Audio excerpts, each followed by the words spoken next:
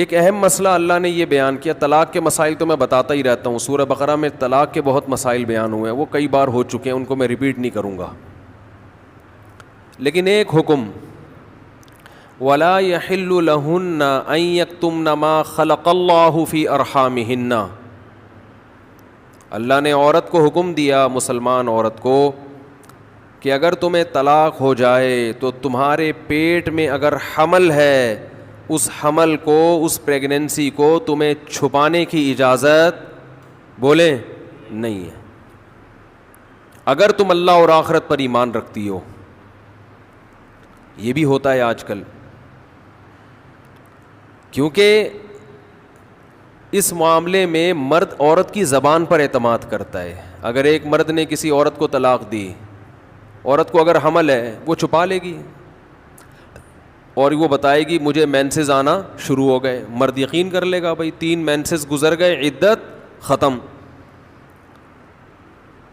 کسی اور مرد سے نکاح کرے گی, اس کو بتائے گی بھائی میری عدت پوری ہو گئی ہے. اس بات کا امکان ہے کہ وہ بچہ کسی اور مرد کے کھاتے میں ڈال دے. مرد تو نہیں دیکھ رہا کہ واقعی عدت ختم ہوئی ہے, یہ تو یہ عورت جانتی ہے اور اللہ جانتا ہے. تو اس معاملے میں اللہ نے حکم دیا عورت کو کہ وہ خیانت بولیں نہیں کرے. مردوں کو اللہ نے حکم دیا کہ جب بھی کسی عورت کو تم طلاق دو گے تو اس کا مال چھیننے کی تمہیں اجازت نہیں ہے. لا يحل لكم ان تأخذوا مما آتيتموهن شيئا. جو کچھ اس کو دیا ہے نا شادی سے پہلے, ایک دھیلا بھی واپس لینے کی اجازت بولو نہیں ہے. آج جہیز بھی جو وہ اپنے گھر سے لائی ہے نا وہ بھی ہتھیا لیتے ہیں, اپنے دیے ہوئے گفٹ تو واپس لیتے ہی ہیں, جو وہ اپنے گھر سے لائی ہے وہ بھی ہتھیا لیتے ہیں. یہ سارے قرآن کے احکام ہیں جس کی آج دھجیاں اڑائی جا رہی ہیں, کیونکہ ان احکام کا لوگوں کو علم ہی نہیں ہے. لوگ محرم میں کربلا, ربیع الاول میں جو مخصوص بیانات ہوتے ہیں وہ, یعنی سیزن وائز چل رہے ہوتے ہیں ہم لوگ. جو پریکٹیکل لائف ہے ہماری, عملی زندگی ہے, جس کے لیے پیغمبر صلی اللہ علیہ وسلم کو بھیجا گیا معاشرے کی اصلاح کے لیے, اللہ کے حقوق سکھانے کے لیے اور ایک دوسرے کے حقوق سکھانے کے لیے, اس پریکٹیکل لائف کی طرف ہماری توجہ نہیں ہے. ہم دوسری چیزوں میں زیادہ لگ گئے ہیں. بس وہ جوشیلی تقریریں, لوگوں کو رلانا دھلانا, یہ کام رہ گیا ہے بہت سو کا, سب کا نہیں. اہل حق ہر دور میں رہیں گے. تو اللہ نے حکم دیا کہ ڈیورس کے بعد آپ کو عورت سے کچھ لینے کی اجازت بولو نہیں ہے. ہاں, خلا کی صورت میں مہر واپس لے سکتے ہو. خلا یہ ہوتا ہے کہ مطالبہ عورت کی طرف سے ہو طلاق کا, آپ تو نہیں دینا چاہتے, اچھی بھلی زندگی گزر رہی ہے, اسی کو دماغ خراب ہو رہا ہے اس کا, نہیں مجھے نہیں رہنا. تو پھر اس صورت میں مرد اگر ڈیورس دے تو وہ یہ شرط لگا سکتا ہے کہ میرا خرچہ واپس کرو, خام خواہ میں کیوں کرایا خرچہ. کچھ دن پہلے ایک واقعہ سامنے آیا, ایک آدمی کی شادی ہوئی, دلہن نے پہلی رات کو بولا کہ آپ مجھے پسند نہیں ہو, میں تو کہیں اور شادی کرنا چاہتی تھی, ابا نے آپ کے متھے باندھ دیا. حالانکہ 6 مہینے سے تیاریاں چل رہی ہیں. اب کیا گزرے گی اس آدمی کے اوپر. تو خیر اس نے تو اٹھا کے پٹخنا ٹھکائی لگانا شروع کر دی. کمبخت ایک میسج کر دیتی کہ میں راضی نہیں ہوں, میرا خرچہ کرا دیا, اب پہلی رات کو بول رہی ہے کہ نئی ٹھکائی لگانی چاہیے تھی. میں نہیں کہہ رہا, لیکن اس نے لگائی ٹھکائی, غلط کیا اس نے. تو ایسے موقع پہ بھائی ٹھیک ہے اپنا راستہ لو, میرا خرچہ واپس. اب کون رکھے گا ایسی صورت میں. چاہتی کہیں اور تھی. بھائی تو چاہتی تھی بھی اگر کہیں اور, تو اب بتانے کی کیا ضرورت ہے. ہر بات بتائی تھوڑی جاتی ہے. بولو بھائی دل میں بولو چاہتی تو تھی لیکن چلو ہو گئی, اب اسی کو چاہنا شروع کر دیں گے آہستہ آہستہ. گدھا بھی اگر آپ پال لینا تھوڑے دنوں میں اس سے بھی محبت ہو جاتی ہے, تو پورا 2 ہاتھ 2 پاؤں کا انسان ہے, تھوڑے دنوں میں اچھا لگنے لگے گا. یہ سوچ کے صبر کر لو. پوری رپورٹیں پیش کر رہی ہیں اس کو, پوری رپورٹ. تو ظلم وہاں سے ہو, مطالبہ وہاں سے ہو, تو پھر آپ واپسی کا, مہر کا واپس مطالبہ کر سکتے ہیں. بھائی جو مہر دیا واپس دو. یہ بھی اللہ نے ان آیتوں میں حکم بیان کیا. ایک حکم اللہ نے یہ بھی بیان کیا کہ اگر رخصتی سے پہلے طلاق ہو جائے تو پورا مہر نہیں دینا پڑتا بلکہ آدھا مہر دینا پڑتا ہے. 1,00,000 روپے مہر رکھا گیا تھا, آپ ابھی رخصتی ہوئی نہیں, آپ نے ڈیورس دے دی, تو پورا مہر نہیں ہے بلکہ آدھا مہر ہے. اس میں اللہ نے ترغیب دی ہے کہ مرد پورا دے دے تو اچھا ہے, اور عورت کو ترغیب دی ہے کہ آدھا بھی معاف کر دو تو اچھا ہے. ترغیب دونوں کو دی جا رہی ہے, چھوڑو بھائی, لیکن حکم بیان کیا جا رہا ہے کہ مرد کو آدھا دینا پڑے گا اگر وہ مطالبہ کرے. اور اللہ نے اہم حکم یہ بھی بیان کیا کہ جب عورت کو طلاق دو تو جہاں وہ طلاق کے بعد نکاح کرنا چاہتی ہے اس کے نکاح میں رکاوٹ مت بنو, کباب میں ہڈی بننے کی کوشش مت کرو. یہ بھی زمانے جاہلیت میں ہوتا تھا اور آج بھی ہوتا ہے. فلا تعضلوهن ان ينكحن ازواجهن, اگر تم نے چھوڑ دیا ہے اس کو. عرب اس کو غیرت کا مسئلہ بنا لیا کرتے تھے کہ ہم نے چھوڑا ہے تو اب ہم کہیں اور اس کی شادی نہیں کرنے دیں گے. ہمارا معاذ اللہ یوں کہتے تھے تھوکا ہوا مال, جیسے آج بھی لوگ کہتے ہیں ہم نہیں کہیں اس کو نکاح کرنے دیں گے. اس سے بھی قرآن نے کیا کیا, منع کیا. اور اس سے بھی منع کیا کہ اپنی مرضی سے زبردستی اس کا نکاح بھی مت کراؤ طلاق یافتہ کا. ینکحن ازواجہن, اپنے سلیکٹڈ شوہر سے نکاح کرنا چاہتی ہے تو تم کباب میں ہڈی بولو نہیں بنو, یعنی اس کو یہ رائٹ ہے کہ وہ جہاں چاہے نکاح کرے. یہ بھی خرابی ہے آج کل بعض علاقوں میں, یہ خرابی ہے کہ بیوہ کو یا طلاق یافتہ کو نکاح تو کرنے دیتے ہیں, لیکن بعض علاقوں میں دستور ہے نکاح ہمارے ہی خاندان میں ہوگا, آپ ہمارے خاندان سے باہر نہیں جا سکتی. اس کو بھی قرآن نے کیا کیا, بولو ختم. نکاح بھی سے بھی نہیں روک سکتے, اور نکاح بھی وہاں ہوگا جہاں آپ نہیں بلکہ یہ چاہے گی. اس میں اللہ نے عمر کی کوئی قید نہیں لگائی. 40 سال کی بیوہ یا طلاق یافتہ ہو, 50 سال کی ہو, 55 سال کی ہو, یہ تمہارا ہیڈ ایک نہیں ہے. تمہیں زیادہ ٹینشن لینے کی ضرورت نہیں ہے. لوگ بڑی ٹینشن لے رہے ہوتے ہیں کہ تمہیں ضرورت کیا ہے, اب 4 بچے ہیں تمہارے, 5 بچے ہیں, اس عمر میں تمہیں شادی کرتے ہوئے شرم نہیں آتی. چھوڑو بھائی, کیا ضرورت ہے. تو اللہ فرماتے ہیں کہ تمہیں ٹینشن لینے کی ضرورت بولو یہ اس کا ہیڈ ایک ہے, یہ تمہارا ہیڈ ایک نہیں ہے. جیسے کوئی 4 شادیاں کر رہا ہے تو اس کا ہیڈ ایک ہے نا, آپ کا ہیڈ ایک تھوڑی ہے. یہ آپ پتہ نہیں کیوں پریشان ہیں, مفتی صاحب کو کیا ہو گیا, وہی ان کا ہیڈ ایک ہے, آپ کا ہیڈ ایک نہیں ہے. یہ میں اپنی بھی درمیان میں لگا دیتا ہوں نا.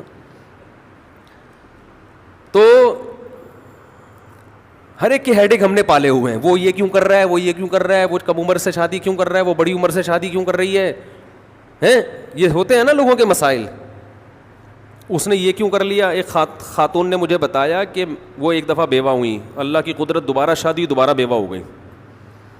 تیسری دفعہ جب ان کی شادی ہو رہی تھی لوگ مذاق اڑا رہے تھے, بس کرو یار 2 دفعہ بیوہ ہو گئی, اب آرام سے بیٹھو. اب وہ بیوہ تو کوئی بھی ہو سکتا ہے, جوانی میں بھی عورتیں بیوہ ہو جاتی ہیں.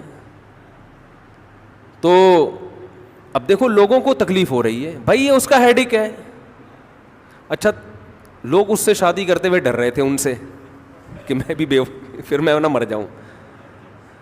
تو اس کا اس سے کوئی تعلق نہیں ہے. ہو سکتا ہے 2 دفعہ بیوہ ہونا تقدیر میں لکھا ہو, 3 دفعہ نہ ہو.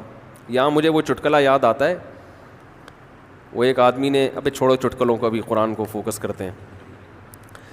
آخر میں چٹکلے ہونا یہ صحیح ہوتا ہے, درمیان میں ہی آ جائیں تو پھر سارا موضوع چینج ہو جاتا ہے. اتنے اچھے احکام بیان ہو رہے ہیں قرآن کے, آگے اس کو آپ نے لوگوں کو بتانا بھی ہے. تو اللہ نے حکم دیا کہ طلاق کے بعد ایک دھیلا واپس نہیں لینا.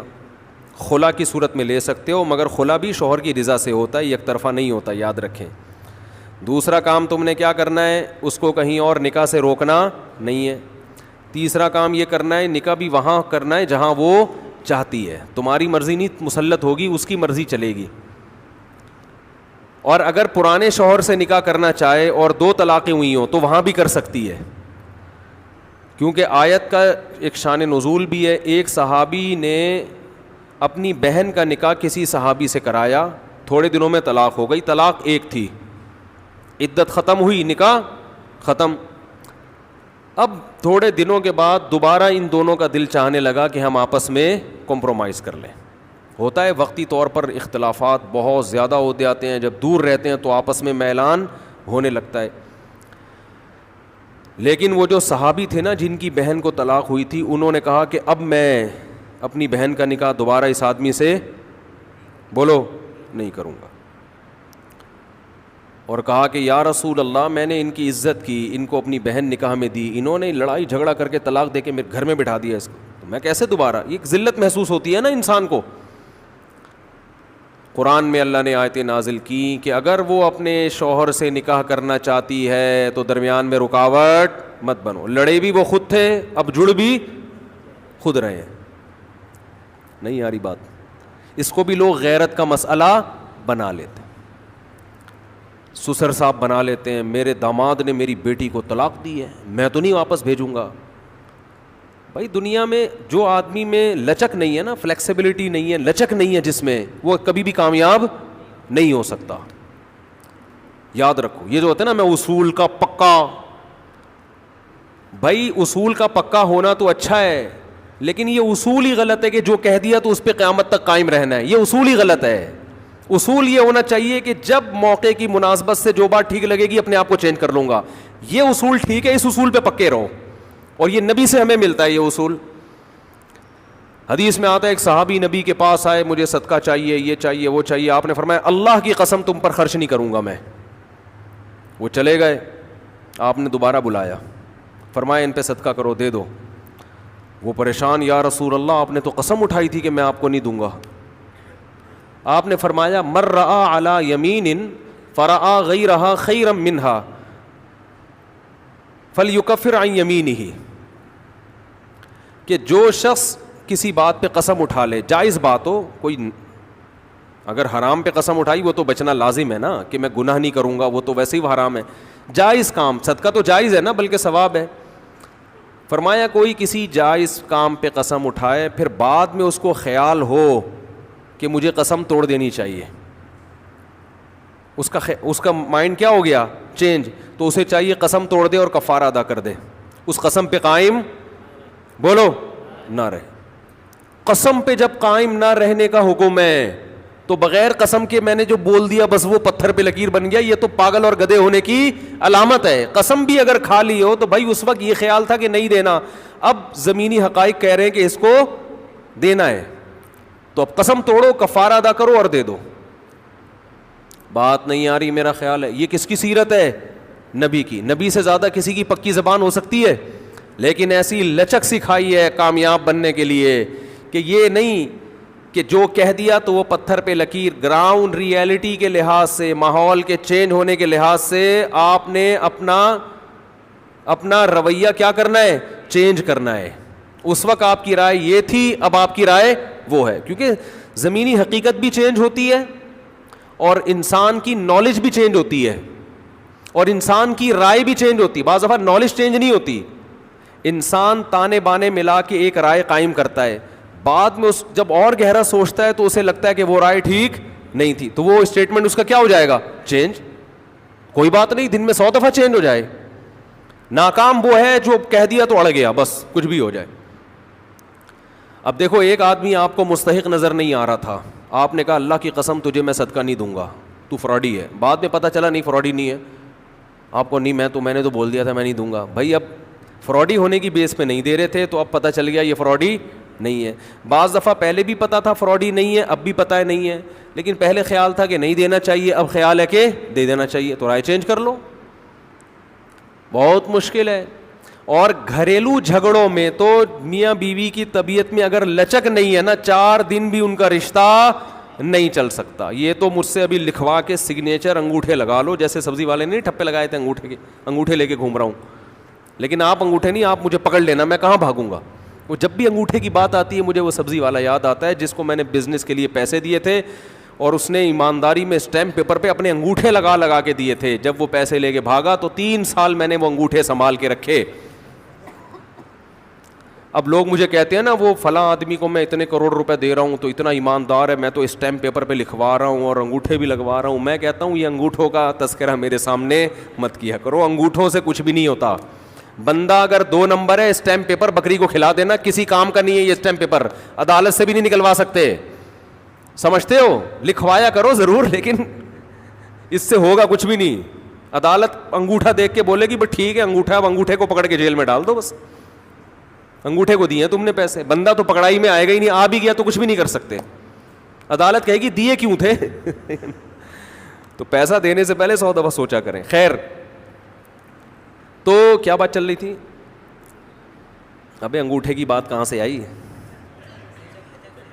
ہاں, لچک پیدا کرنا. میاں بیوی کا رشتہ تو ایسا ہے کہ اگر آپ کا ہے نا کہ جو میں نے کہہ دیا بس وہ کیا ہے, آرڈر از آرڈر. تو بھائی اس کا مطلب آپ میدان جنگ میں کھڑے ہوئے ہیں, دشمن کی فوجیں آپ کے سامنے, اور آپ ایک فوج کی کمانڈ کر رہے ہیں کہ گولی چلانے کا آرڈر دیا تو کیا کرنا ہے؟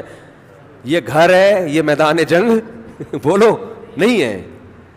یہاں آپ کا اسٹائل یہ ہونا چاہیے, آپ نے بیوی کو آرڈر دیا, گراؤنڈ ریئلٹی یہ کہہ رہی ہے کہ بھائی میرا روب اس پر بیٹھا ہوا ہے اور وہ پکوڑے بنا بنا کے خود ہی کھا رہی ہے, آپ کو ایک لقمہ بھی نہیں کھانے دے رہی. آپ غصے میں آئے, آپ نے کہا بیگم مزید پکوڑا اگر کھایا نا تو, گراؤنڈ ریئلٹی کہہ رہی ہے کہ اس دھمکی سے یہ پکوڑے کھانا چھوڑ دے گی نا.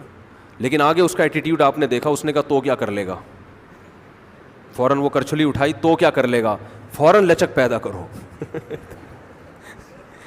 بولو تو صبر کروں گا اور کیا کروں گا, یہ کامیاب, یہ گھر کیا کیسے چلے گا, یہ رشتہ جوڑا رہے گا. اگر آپ نے اس کے ایٹیٹیوڈ دیکھ کے, اس کی پیشانی پہ سلوٹیں دیکھ کے اپنی دھمکی کو واپس نہیں لیا تو یہ گھر کیا ہوگا, پکوڑے تو کھا لو گے آپ لیکن آپ کے بچوں کی ماں مارکیٹ سے شارٹ ہو جائے گی.